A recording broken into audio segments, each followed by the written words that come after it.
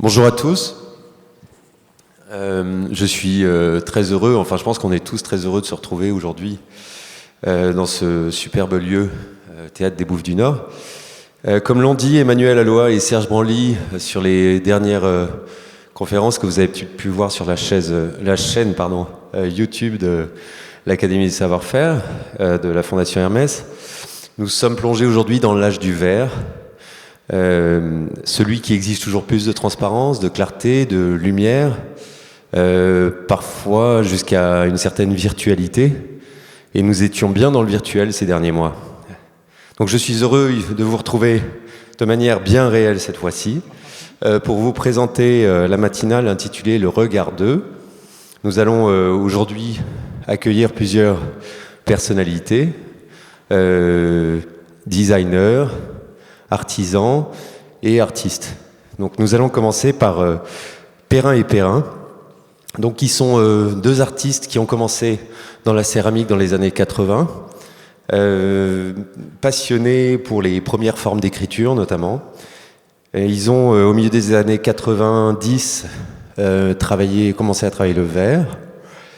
Et en 2001, après une résidence au Muse Verre à Sasse-Poterie, dans le Nord, ils décident de se consacrer au travail du verre.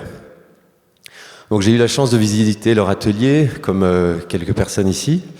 Tout d'abord, ce sont deux personnes extrêmement charmantes et très accueillantes, et qui ont une passion totale et une dédication totale pour leur métier. Ils travaillent le verre avec une technique unique qui s'appelle le built-in glass. Et ils sont passionnés par l'archéologie, les formes d'écriture, et tout ceci se retrouve dans leur travail.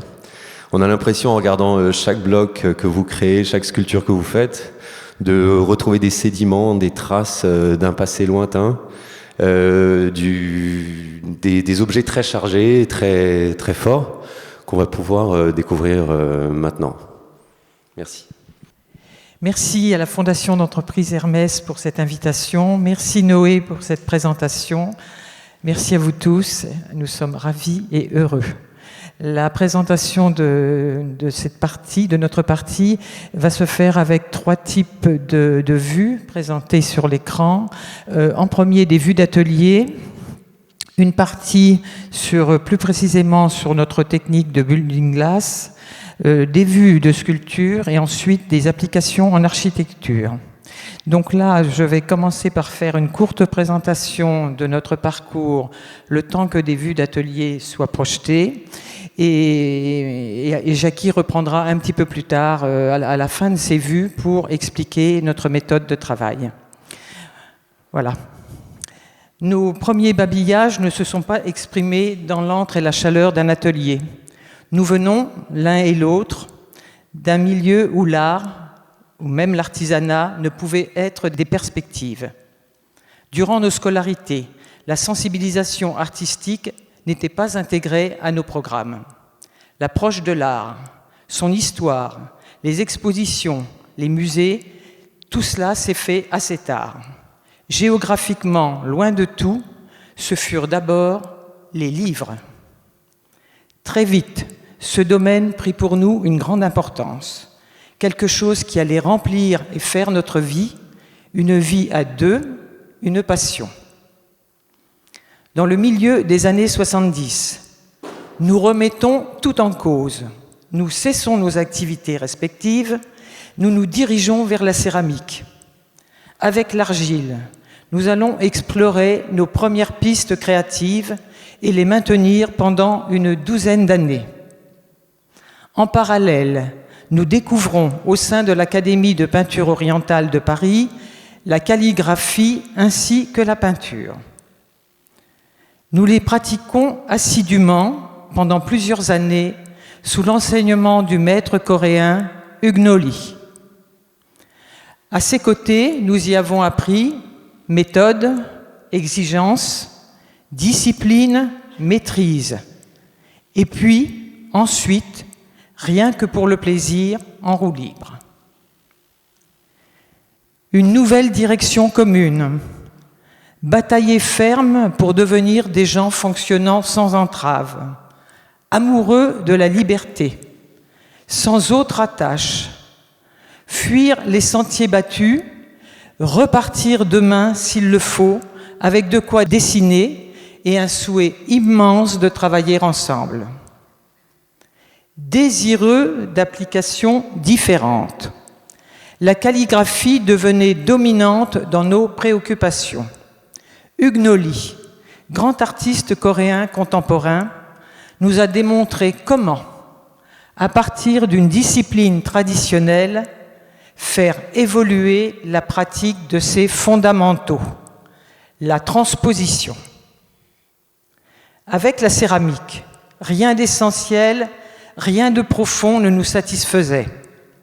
Il fallait changer de support. Après de nombreuses expérimentations sur nombre de matériaux, le verre s'est avéré répondre de manière nouvelle, tellement juste, devenant ainsi pour nous le troisième partenaire. Fantastique révélateur. On sait ce que l'on veut faire, mais on ne sait pas ce que l'on va trouver. Avec ce matériau, une certaine idée est bien plus productive qu'une idée certaine.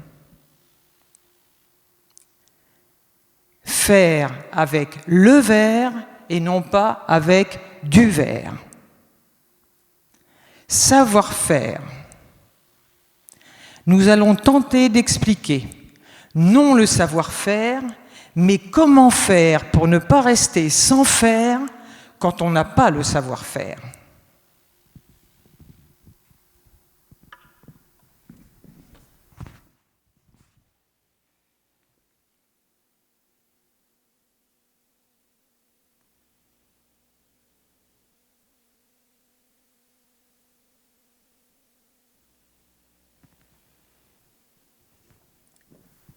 On vous laisse passer quelques vues d'atelier,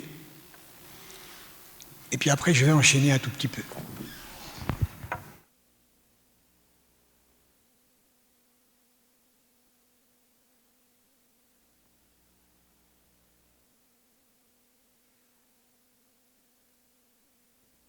voyez là par exemple des blocs qui sortent du four, qui commencent à être dressés, que je commence à couper.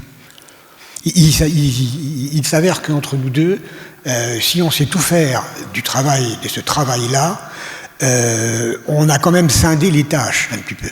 Il y a la taille, mais un petit peu plus réservée. La construction, c'est plutôt Martine qui a pris la directive de ça. Mais on peut faire le partage sans problème. Là, vous nous voyez en train de travailler sur des gravures qu'on va faire après avoir fait la résidence à Saint-Louis. Là, vous avez des pièces en cours de montage, qui sont des parois. Ça, ce sont des morceaux de parois de ces pièces. Bon, ça, c'est de l'argile. On commence à faire quelquefois des profils, des ébauches, pour voir un petit peu en volume comment ça va se passer. Là, on travaillait sur Brancusi, en fait, un petit peu. Voilà des blocs qui sortent également du four et qui ont été simplement aplanis et je commence le traçage à la craie. Ensuite, je vais faire la taille. En fait, la taille se fait exactement comme si c'était sur de la pierre ou des matériaux en bois, hein, c'est pareil. Hein. Sauf que les outils, les diamantés, sont un peu plus doux que ceux de la pierre. Donc voilà là un plateau de verre, de tout petits morceaux de verre. Ça, voilà, c'est ce qu'on appelle le bending. C'est-à-dire que c'est une pièce qui est suspendue dans le vide et que l'on laisse pocher comme ça. C'est une pièce également en cours d'ébauche.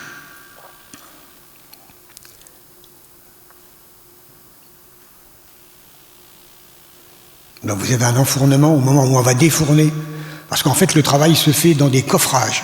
Hein. Y a pas de, vous verrez tout à l'heure, je vous le dirai, il n'y a pas de soufflage, il n'y a pas de coulage.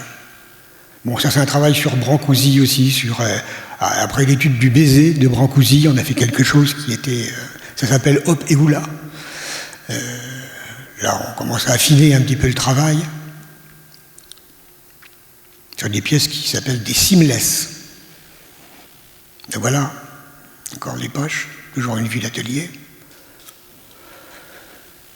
Là, on a dressé, on a fait une pièce qui fait environ 1,80 m, 2 mètres, et qu'on est en train de maître d'aplomb, si je peux dire ça comme ça. Là voilà un travail de recherche, un petit peu comment on travaille, un plâtre qui suit, pour ensuite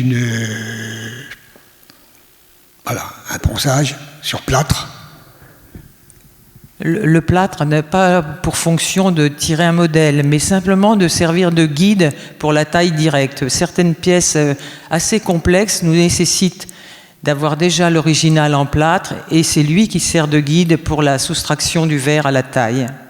Et là, vous voyez Martine qui est en train de construire une pièce cylindrique qui va faire 2 mètres, et elle est en train de s'échafauder pour aller jusqu'à 2 mètres. Voilà la pièce une fois terminée, à la sortie du four plutôt. C'est toujours un hommage à Brancusi.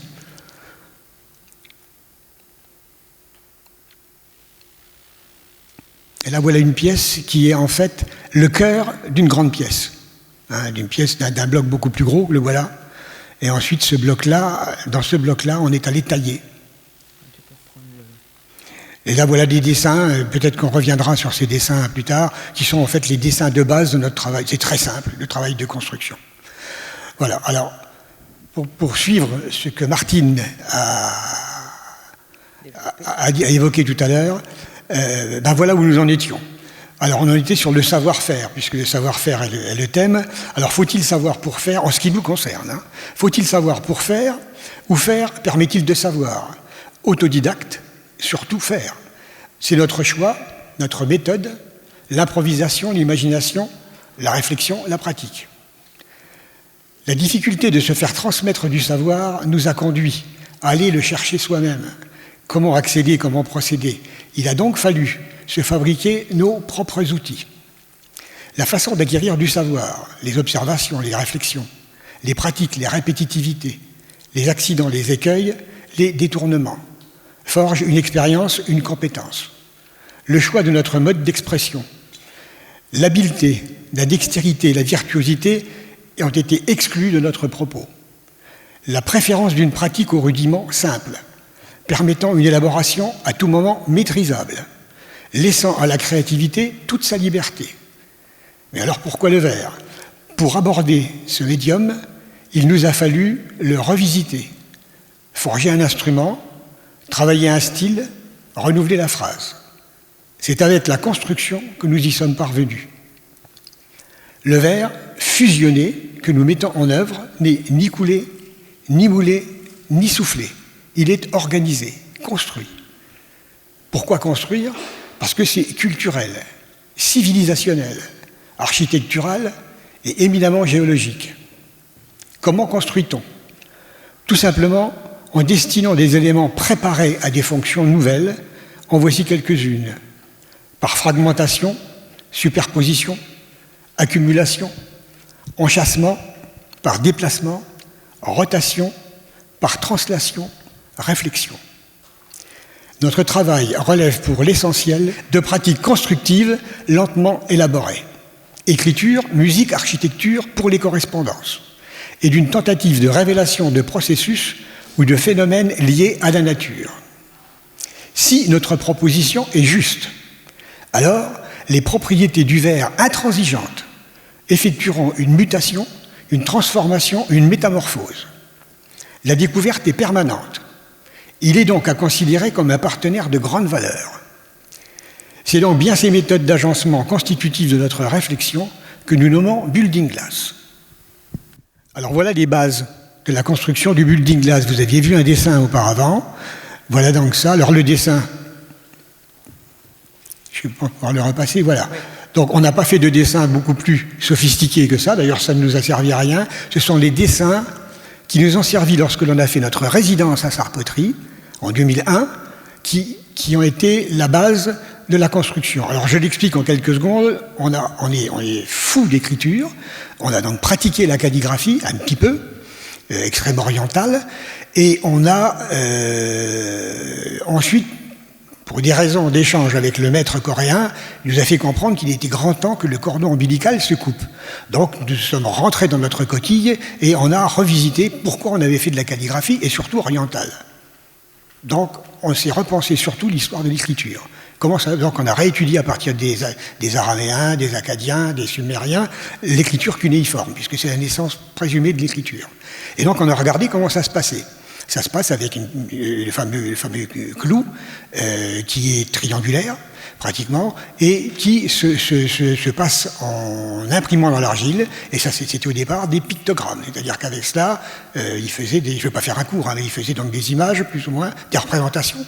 Et puis après, il y a eu un problème de syntaxe, comment est-ce qu'on allait pouvoir développer le présent, le passé, le futur, etc., dans l'écriture. Donc ils ont basculé à 90 degrés ces lignes-là, et c'est devenu les fameux idéogrammes.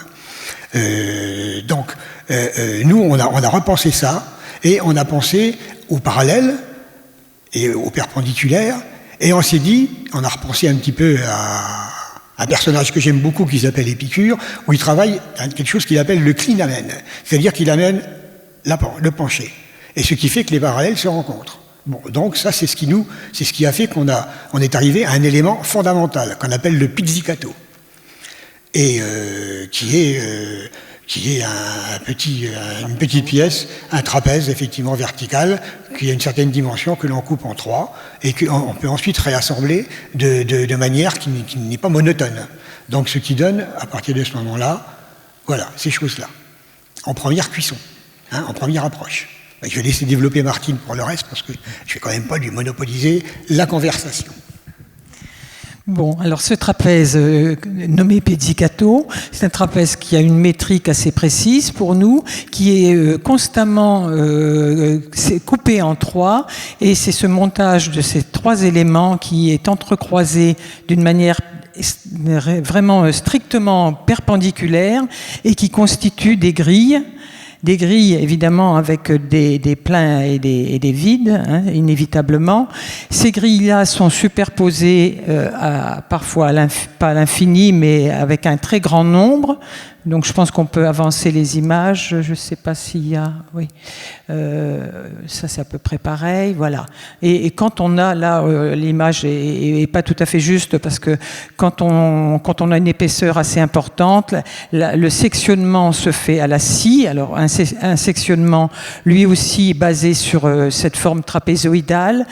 Et ensuite, ces trapèzes sont de nouveau redivisés et constituent une brique de base, une petite brique de base pour nous constituer nos masses de verre. Ces verres-là sont parfois préparés, calligraphiés, ils peuvent subir des cuissons, indépendamment les uns des autres, en tant que pièces séparées, avant leur montage sous forme de grille. Et donc ils ont une charge de préparation avant l'assemblage dans des coffrages essentiellement métalliques. Alors ce petit élément de base, il est pour nous infini, c'est-à-dire qu'on ne travaille qu'avec cet élément-là. Toutes nos pièces, tout le travail que l'on a fait jusque-là, travail de sculpture s'entend, et quelquefois d'architecture. On a travaillé avec Noé du Chauffour, on a travaillé avec ce procédé de pizzicato et de building glass. D'ailleurs, je crois qu'il ne voulait que cela. Il avait trouvé ça tout à fait intéressant pour lui. Donc, cet élément est pour nous fondamental. C'est-à-dire que rien ne se fait sans... C'est là où on parle d'organisation. Parce qu'on le met dans tous les sens, on l'assemble, on le superpose, tout à l'heure c'est ce que je disais, et on recuit, on n'arrête pas, on fait jusque, je ne sais pas combien de cuissons, quelquefois 10 ou 15, pour arriver à une pièce, hein, que l'on resectionne, que l'on reprend, c'est l'infini, hein, c'est toutes les possibilités, c'est de la musique. Hein, vous avez la note, vous avez ça, ou c'est la calligraphie, le trait calligraphique, avec lequel c'est une question d'agencement, et vous faites des milliers d'idéogrammes. Donc c'est ce qui nous motive, c'est la méthode. Hein, en fait, on dit, le building glass, on l'a appelé comme ça, mais c'est pas une invention, c'est simplement quelque chose, une méthode qu'on a appliquée pour pouvoir produire et pour pouvoir découvrir des choses. On a vu que c'était une source de découverte très intéressante. Et plus on est en masse, et plus c'est intéressant. Bon, après, c'est une question de marché, puis de temps. Hein, on n'aura pas le temps de tout faire, mais par exemple, on n'a absolument aucun problème pour pouvoir faire des pièces différentes à chaque fois. On n'a jamais répété notre travail. Je pense que maintenant, nous allons passer aux sculptures. Voilà. Et Martine va vous faire une petite description des sculptures, si vous le voulez bien. Je ne vais pas trop encombrer non plus, mais les premières images, on est dans une technique plus connue que l'on appelle le casting ou la pâte de verre. Ça, c'est les premières images qui viennent de passer. Là, on est dans un travail, voilà, déjà, on démarre. Là, on est en résidence à Sarpoterie. Je vois la date, là, 2002. Ce sont des pièces de résidence où on a mis au point, justement, cette technique de building blast à partir de ces grilles. Voilà, ça aussi, pièces de résidence qui est assez haute, qui font 2 mètres de haut, où le verre est sous forme de grille et il est roulé sur lui-même, voilà, comme en spirale. Hein, c'est des grandes feuilles qui sont roulées sur elles-mêmes. Une présentation d'exposition en Suède. On a déjà des pièces en masse qui atteignent pas loin de 100 kilos, là. Là, une pièce qui faisait 360 kilos au départ, qui fait 2 mètres de haut. Voilà, tout ça, c'est décliné à peu près avec une gamme colorée, assez restreinte aussi.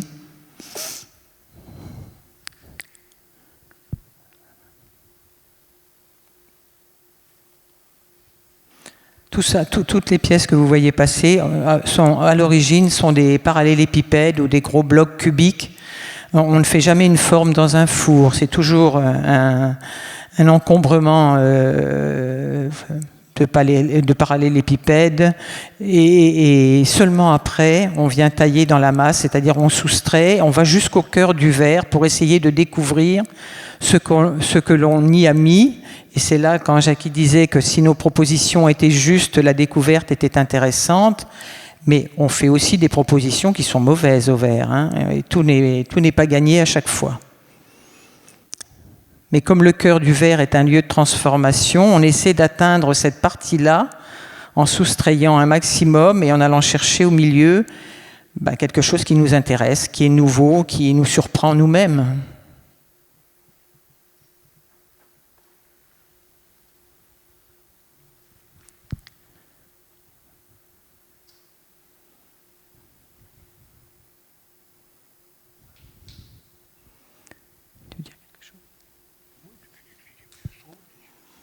Bon, ça, c'est une pièce qui se trouve au Musée Vert de Sarpoterie.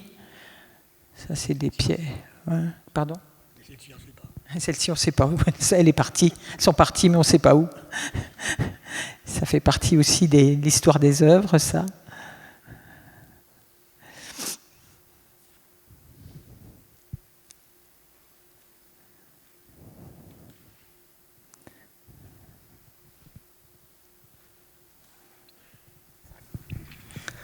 Alors moi, je tiens quand même à vous préciser que,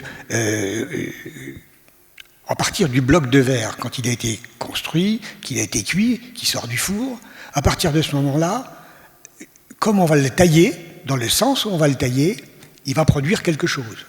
Si on le taille d'une autre manière, ça va être autre chose. S'il tombe par terre et qu'il se casse en 3 morceaux, on fait 3 pièces différentes. C'est-à-dire que tout est à découvrir dedans.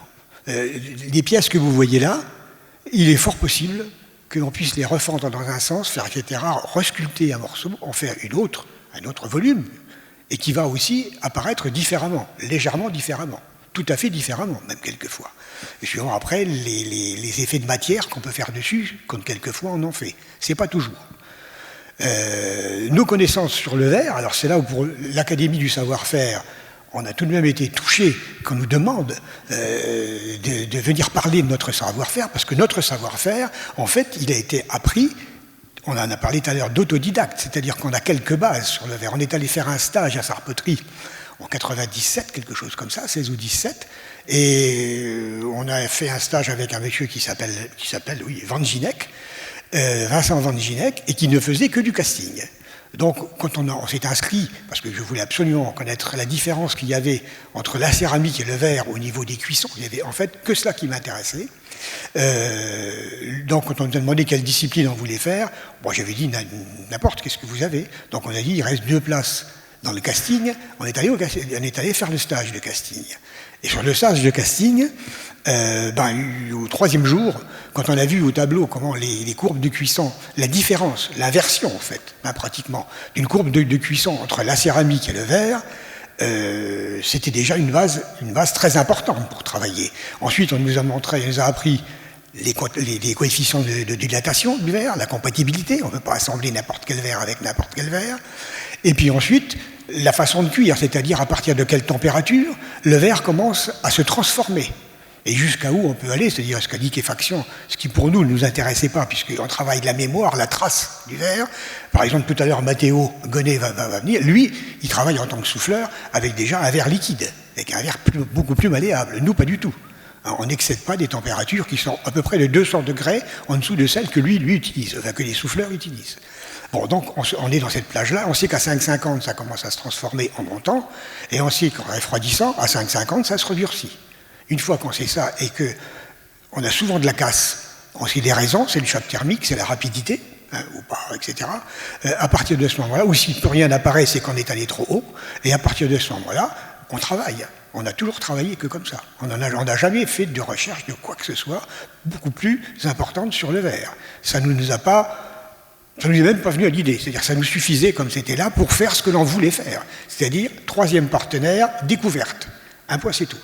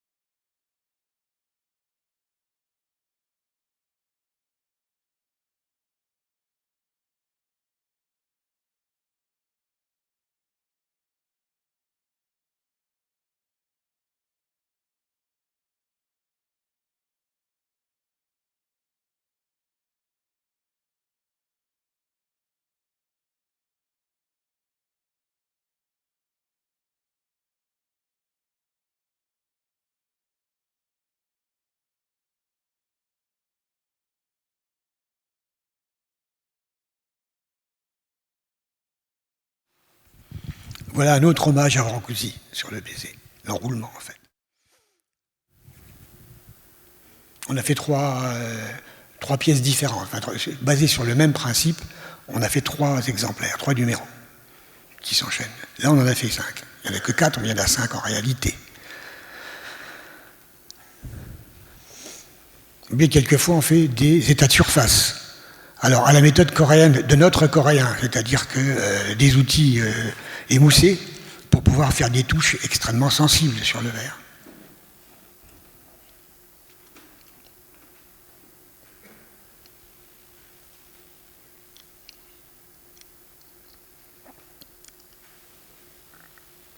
Voilà terminé la fameuse pièce que tout à l'heure on a vue dans l'atelier.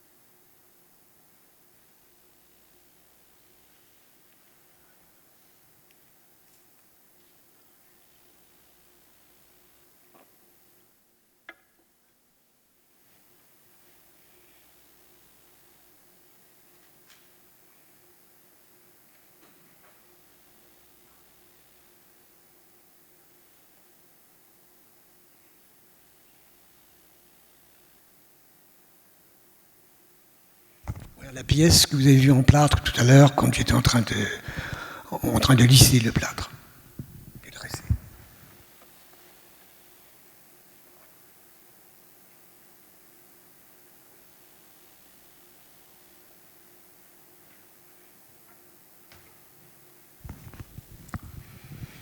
Et voilà un travail que l'on a fait après le passage à Saint-Louis. C'est-à-dire que on a fait des presse-papiers et il y avait eu des rebuts. Donc avec les rebuts, on a nous réinventé une pièce. On a fait ces barres horizontales qui compressent du papier. Donc voilà. Cette pièce fait combien? 85 mètres 4 mètres de long. Ça, c'est un travail fait sur une écriture un petit peu archéologique.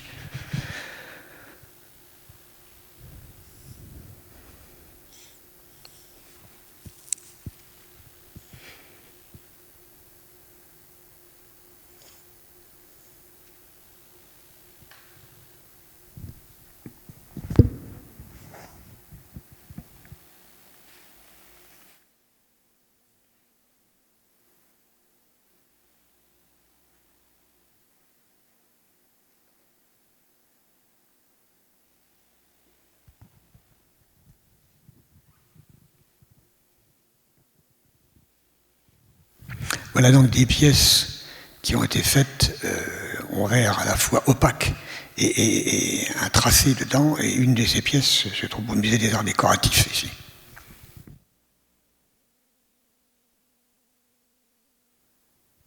Vous avez pu remarquer que l'eau, la glace, nous intéresse beaucoup. Parce qu'on pense que l'histoire se trouve là et évidemment la beauté. Donc, et le verre est un partenaire parfait pour tenter de faire des appels, des évocations au glacier.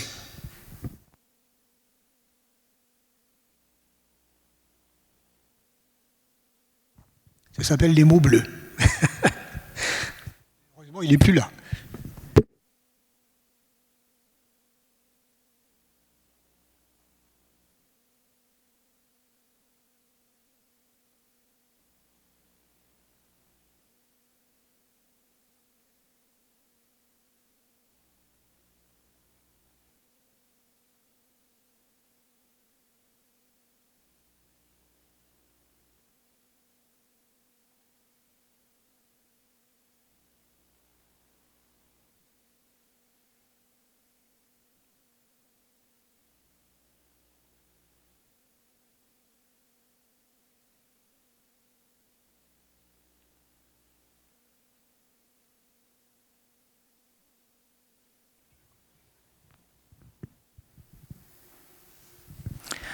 On va voir deux types d'œuvres en édition. Premièrement, une édition en cristallerie de Saint-Louis, avec le cristal de Saint-Louis, sur une invitation de plusieurs personnes de la cristallerie.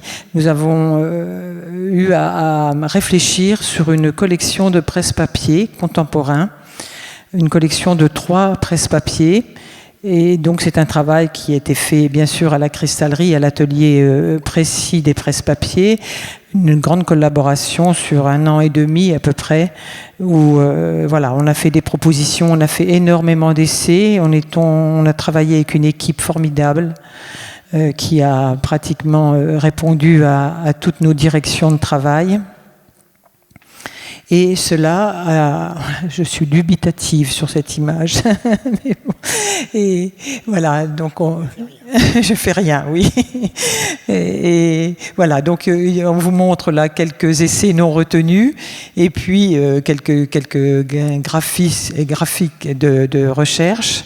Et puis vous allez voir la collection terminée qui est éditée à 17 exemplaires par presse-papier, qui porte le nom de Rift, Mesa et Lapilli. Et puis des œuvres en édition par la Galerie Négropontes, qui sont des œuvres en bronze, qui ont été choisies parmi nos sculptures de verre, les fruits étranges. Et il y a trois bronzes édités en bronze poli, comme vous les voyez sur la photo.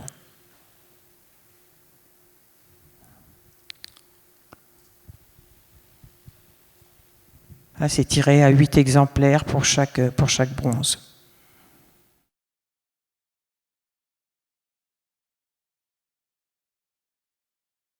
On va peut-être échanger sur les... Enfin, vous avez peut-être déroulé là-dessus, mais sur les questions par rapport à votre travail. Je ne sais pas s'il y a des questions dans la salle. Ce que je voulais juste ajouter, c'est que chaque couleur, chaque particule que vous voyez dans chaque sculpture qui a été présentée est en fait un morceau de verre qui a été manié, remanié. Tu parles de 8 cuissons parfois, et il y a à chaque fois un mouvement dans le verre qui est fait en inclinant légèrement la pièce dans le four. Il y a aussi un temps d'attente extrêmement long entre chaque phase, parce que vous savez jamais ce que vous allez découvrir. Il faut que le temps que les pièces refroidissent. Enfin, c'est un travail de patience incroyable, et qu'il y a plusieurs pièces qui se font en même temps, j'imagine aussi. Parce qu'on n'a pas toujours conscience, mais quand on regarde les pièces de près, on voit ces strates, ces légères, ces couches qui sédimentent et qui sont en sédimentation dans chaque œuvre. C'est absolument merveilleux, parce qu'il y a cette dimension, bien sûr, extérieure à la pièce, et ses couleurs et sa volumétrie, et puis on peut rentrer vraiment jusqu'à l'infiniment petit à l'intérieur pour rentrer dans des mondes. Voilà, je voulais juste parler de cette partie-là du travail qui est assez spectaculaire. Je ne sais pas s'il y a des questions dans la salle.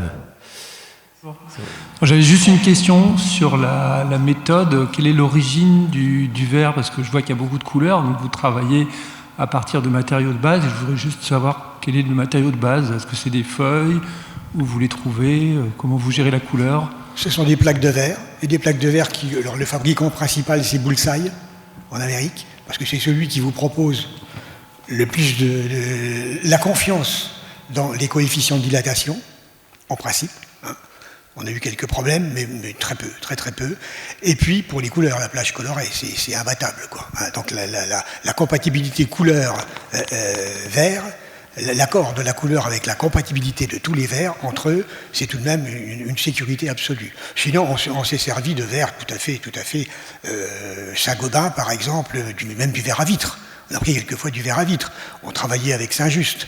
On a travaillé avec des Allemands, Schott, etc. Donc, c'est du verre tout à fait traditionnel. En fait, si vous voulez, c'est le principe de l'agencement qui va produire quelque chose avec le verre. On n'a pas voulu faire des techniques genre casting, ou le casting surtout, la pâte de verre, quoi. Parce que, en fait, on maîtrise rien. Vous maîtrisez une première distribution, vous cuisez, et puis vous avez ce que vous avez. Avec en plus du coup là des nériages, en fait, une espèce d'anarchie dans la composition finale. Bon, nous on voulait pas ça. On voulait on propose quelque chose à quelqu'un, on attend sa réponse. C'est pour ça qu'on a arrêté les autres matériaux avant, parce que ce qu'on faisait, il n'y avait pas de réponse. Alors, en fait, vous faites quelque chose, vous avez ce que vous avez fait. Ça vaut ce que ça vaut. Mais bon, non, donc ça ne nous intéressait pas, on ne pouvait pas rebondir. La calligraphie permet de rebondir, permet de poser des choses, vous avez du temps, vous travaillez comme les musiciens, vous travaillez la durée, vous travaillez la hauteur, l'intensité, etc. Avec le verre, on peut faire ça. Avec cette technique-là, on peut faire ça. On peut travailler comme les cuisiniers, évidemment beaucoup comme les architectes. Nous, c'est une collaboration importante, parce qu'on n'y a pas toujours fait du building glass, mais ils ont donné des idées, en fait, nous ont donné des directions, et voilà, je veux ça pour aller là, et on a donc traduit ça, comme on a pu.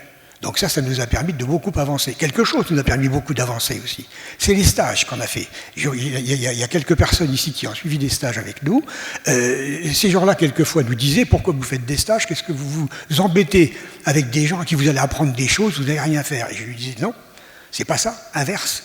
Vous êtes 12 personnes, on vous fait une proposition, on a 12 réponses. Comprenez? Et là, on a beaucoup appris, on a beaucoup vu de choses. Donc, on était très privilégiés pour notre apprentissage d'autodidacte, dont je parlais tout à l'heure. Voilà, donc pour le verre, c'est un verre avec n'importe lequel, en fait, pourvu que les tests soient compatibles. Alors après, Noé parlait des temps de refroidissement, la lenteur quand on démarre une cuisson et la fin de la cuisson. Ça, c'est très connu. C'est d'abord en fonction du moyen de chauffage que vous avez, la configuration de votre four, suivant comme il chauffe, etc., quand il est effectivement configuré, et puis le positionnement de la pièce à l'intérieur.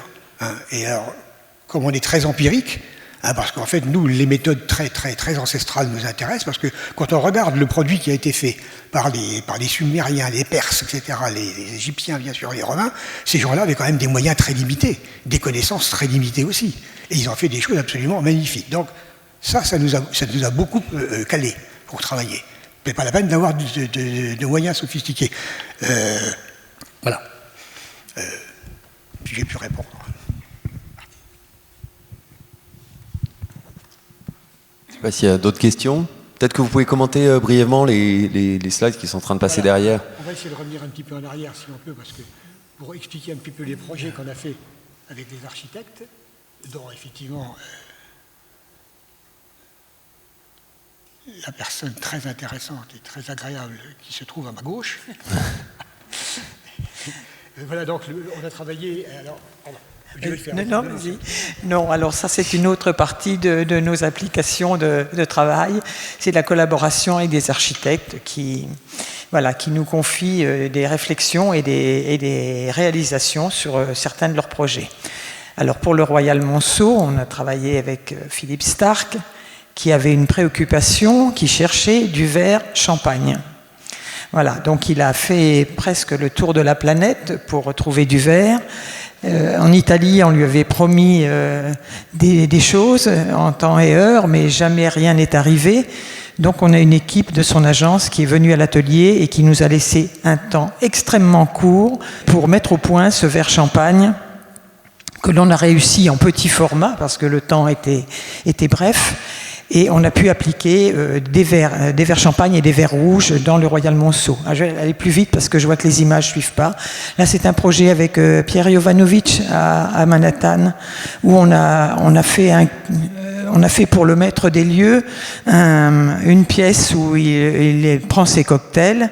Donc le cube que vous voyez au milieu est creux, son top se lève hydrauliquement, et apparaissent ses boissons préférées. Et on a habillé tous les murs de la pièce comme cela aussi, avec des dalles qui étaient touche-touche, assez difficiles pour nous. On a eu 1 an et demi de travail sur un projet comme ça. Là, c'est dans une résidence, un mur d'animation dans une partie restaurant d'une résidence. Travail beaucoup moins complexe à faire. Alors, objet de concours, les concours de 1% artistique, il y en avait encore quelques-uns à une certaine époque. Et voilà, on a fait, c'était après la fameuse tempête de 89, je crois, ou quelque chose comme ça.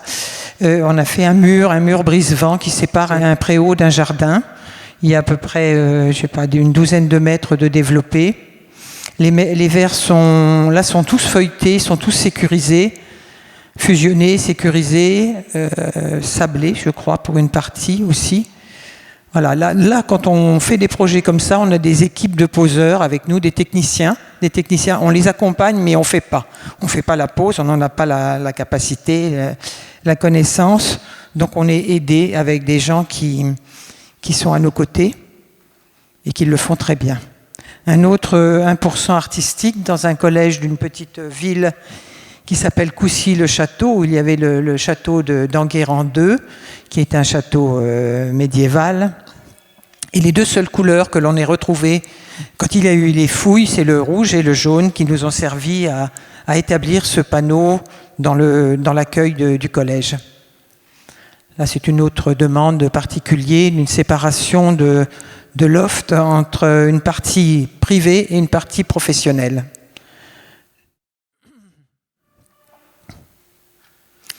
Alors, petite église à Anglars de Salers, où on nous a confié des vitraux, 2 vitraux, c'était pas énorme, mais c'était très intéressant parce que l'église est très belle. Et donc, on a eu ce projet aussi. Oui, et là, on a travaillé sur les neumes et sur les antiphonaires.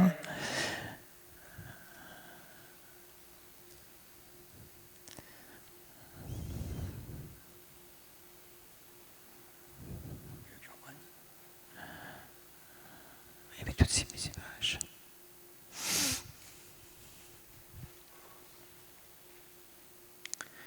La cathédrale d'Amiens qui a refait une partie de son mobilier liturgique et on y a fait l'autel et l'ambon, 2 pièces de mobilier. Autre collaboration avec Paul Andreu pour le Grand Théâtre de Pékin. Où Paul Andreu avait un problème pour tous ses luminaires en fait, de l'opéra. Donc il nous a contactés pour qu'on puisse réfléchir à un verre il cherchait un verre qui pétille. Voilà, lui aussi, il voulait une certaine réfraction dans ses luminaires et ne les trouvait pas dans des luminaires industriels. Donc on a mis au point tous les prototypes dans notre atelier. Tout ça est parti en Chine et ensuite on est allé en Chine après préparation de leur part pour divers ateliers. On est allé visiter plusieurs ateliers, transmettre un savoir-faire et c'est les Chinois qui ont réalisé parce que pour nous la quantité était tellement énorme que c'était pas un projet que l'on pouvait porter. Donc il fallait plusieurs ateliers pour répondre à la fabrication de tous ces verres. Alors le temps que nous étions en Chine, pour la petite anecdote, tout s'est très bien passé. Ils ont vraiment, les ouvriers dans les ateliers travaillaient magnifiquement bien. Et puis quand on leur a donné quelques directives et nous sommes revenus en France. Et quand nous sommes revenus, ils avaient environ 3 semaines avant la visite suivante de l'architecte Paul Andreu pour refaire ce qu'on avait fait ensemble et partir pour la fabrication finale. Et quand M. Andreu est reparti à Pékin, 3 semaines, 1 mois après, c'était une catastrophe. Les Chinois avaient pris des directives et surtout n'avaient pas écouté tous les conseils de cuisson qu'on leur avait donnés. Et en fait, ils avaient fait un tout autre produit. Donc, on a été obligé de réétudier encore autre chose pour que les pièces puissent se faire. Et alors là, en ayant pris connaissance, et non seulement de leurs équipes, mais de leurs équipements. Alors la salle du Trabendo qui est dans le parc de la Villette, ou qui est donc une salle de concert, où là on y a fait le bar en verre tout simplement thermoformé, éclairé par sa base. Voilà, c'est l'image qui est thermoformée, qui est empruntée, c'est l'image d'un travailleur émigré qu'un graphiste a mis à dessiner, quoi, tout simplement. C'est pas notre dessin.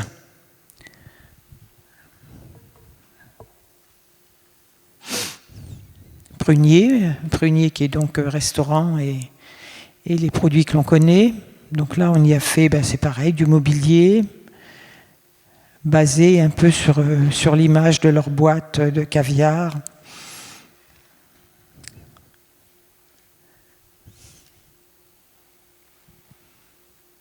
Passage du Bourg-l'Abbé, où il y avait une restauration complète à faire, de la verrière, des peintures, de tout le passage, en fait, une restauration totale, où on y a fait des verres, alors des verres qui reproduisaient un peu les verres armés de l'époque d'origine. Là, on a des verres on a fait tisser, en fait, on a fait tisser un grillage spécifiquement qu'on a maltraité ensuite pour lui donner l'aspect du grillage du siècle dernier, et on l'a inséré entre 2 verres, ensuite cintré, puisque 3 verres par demi-voûte en écaille, 3 verres en écaille, constituent la verrière.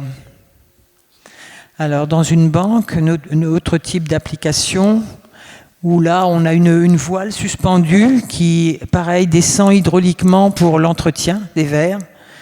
Et puis on a des escaliers, un escalier hélicoïdal qui s'épluche un peu comme une écorce, et un escalier droit. Dans une crèche, un autre type d'application, un travail sur la bipartition cellulaire. À Sars-Poterie, qui est un lieu que beaucoup de gens ici connaissent, on y a fait les portes, une porte intérieure et la porte d'entrée principale, basée sur l'architecture du Nord. À Brittany-Ferry, c'était un concours pour un ferry, voilà. Pour un ferry, voilà, concours perdu. C'était une sculpture monumentale de 13 mètres de haut, entre deux ascenseurs, 2 curseurs, 2 ascenseurs. Et bon, on n'a pas été lauréat de ce concours. Maison du Verre de Puy-Guillaume, où là l'architecte nous a confié la façade avec des verres bombés, thermoformés, et puis un projet avec Noé, un magnifique projet avec Noé, d'un restaurant et essentiellement des stalactites qui venaient proposer l'éclairage par zone, dans un verre céladon. Voilà. Je ne sais pas si c'est les dernières images. Voilà. Vous avez une disposition de plusieurs éléments de longueurs différentes. Voilà. Vous savez tout. Vous savez tout. Merci beaucoup. Bravo.